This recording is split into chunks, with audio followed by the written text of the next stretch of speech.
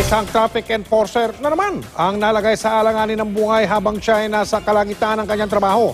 Naganap po ito sa Cainta, Rizal. Isang babaeng nagmamando ng trapiko ang sinagasaan ng sinetanyang rider ng motorsiklo na nagpakilala pang pulis.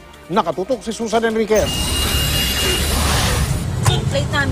Sa video nakuha ni Yus Cooper Agnes, makikita ang isang traffic enforcer na babae na hinaharang ang isang nakamotorsiklong lalaki na may angkas na babae. Maya-maya, pinatakbo ng lalaki ang motor hanggang masagasaan ng traffic enforcer na nakilalang si Annabel Monteadora. Isang lalaki na kabisikleta ang humabol sa lalaki. Nangyari ang insidente sa Ortigas Avenue Extension, Barangay Santo Domingo, Cainta, Rizal.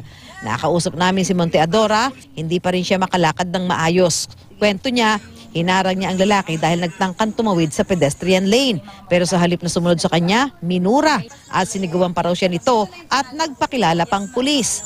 Sabi niya ganun, pulis ako. Sabi niya ganun, padaan kami dyan. Sabi niya ganun. Sabi, sir, pulis pala kayo eh. Bakit niyo minumura? Sabi ko ganun, bubaba na lang po kayo dyan. Akin na po yung lisensya niyo. Aminado naman ng lalaki na si Warren Ramos na nagpakilala siyang pulis. Paliwanag niya. Nagpakilala ka daw, pulis? Opo, nakikiraan po ako. Tapos sabi ko, Nagpakilala ka opo, daw? police po. Ano sabi mo? Makikiraan lang police ako, sabi ko. And tapos sabi niya, yun nga po kasi nagmamadali po kami.